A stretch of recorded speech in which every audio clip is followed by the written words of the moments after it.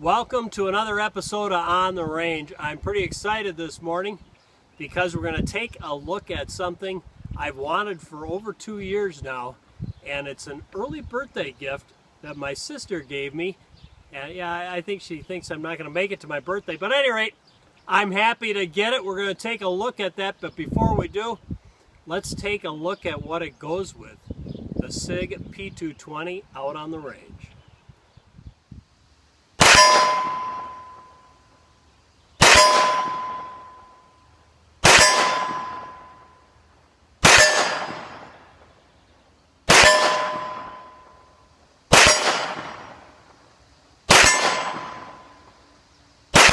Beautiful sunny day here, a little too much sun for me. I'm trying to keep out of the sun because quite frankly, yeah, it hurts.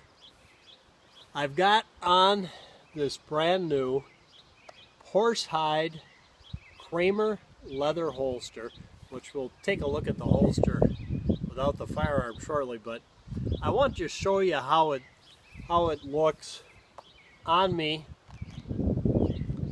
with the firearm in it, which by the way fits like a glove, and this is one of the things you get when you order a custom holster from a premier holster maker. But I wanted to show you briefly one of the most important things. Every holster out there has an owner looking for it, and well, most everyone. There are a lot of them that are garbage that no one should own, but there's different types of holsters, and there's different types because different types work for different people. People aren't the same. They have different requirements in their holster, mostly due to their physical characteristics. The type of holster I like might not work for you if you're, say, of shorter stature or even just a shorter torso. It's not going to work for you, especially when you get a long-barreled gun like this. But this happens to be the holster that works the best for me, and I happen to like horsehide. And Kramer leather makes them in both the cowhide and the horsehide. I prefer the horsehide because the horsehide is a tighter grain leather, and it just seems to take a beating a little better than the cowhide. But I'll have to admit, I have a lot of cowhide holsters that have performed admirably for decades, so nothing wrong with cowhide. That's what cows were put here for, that and yeah, for steak. Any rate, want to show it to you here. The primary thing that I'm the most concerned about, and I think you should too, would be that the holster works for you and enables you to get that primary grip on the firearm, because the initial grip you get, that should be the grip you have on the firearm through the whole process. You want to make sure you get the right holster for you that enables you to not only get that perfect grip on the firearm from the get-go, but also to be able to bring the firearm up and deploy it without issue. If you can't bring it up smoothly and deploy it without issue, yeah, you need to get a different holster. See, this one's pretty much a direct vertical drop, which is what I like.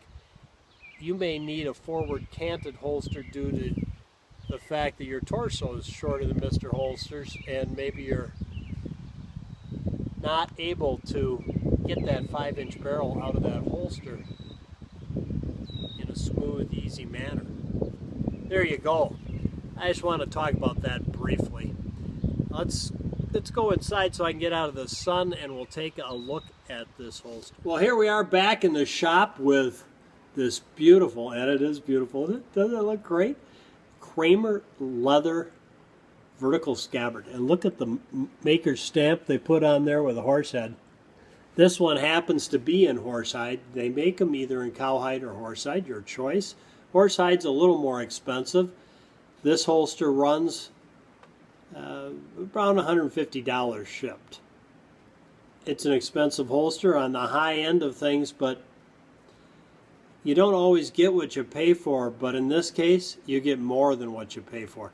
I have vertical scabbards that I wore for well over a decade when I was working, a decade ago, and still use them, and they still look like absolute brand new.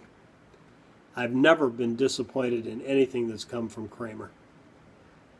So I thought I'd share that with you today. This, of course, is for the SIG P220R, which means rail. A little different though, this is for one with a 5-inch barrel. You notice how long it is. It's for my SIG Hunter 10mm.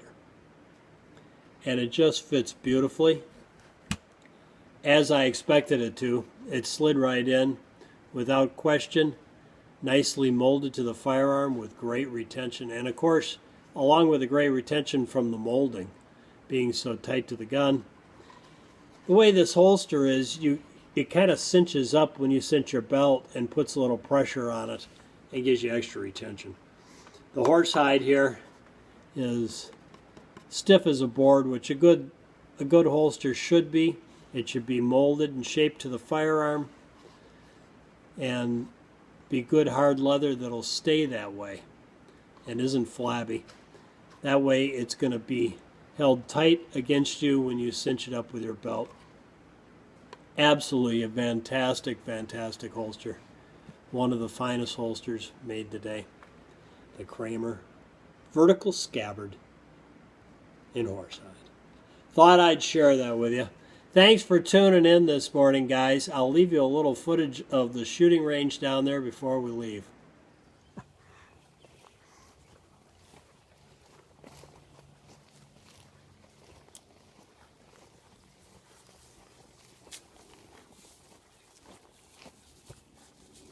How are things up there, Panty? We built this just so you could go up there and eat grass, didn't we?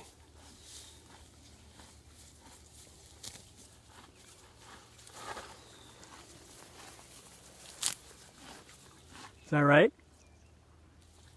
Pretty much, huh? That's what Jack said.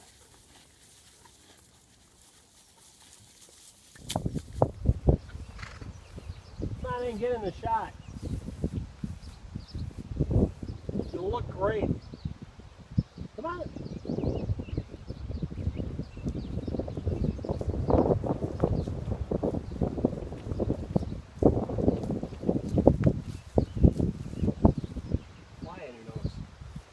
Thanks for tuning in to another episode of On the Range. From Mr. Holster, Pecos, Patty, and Jack, go out and stay safe.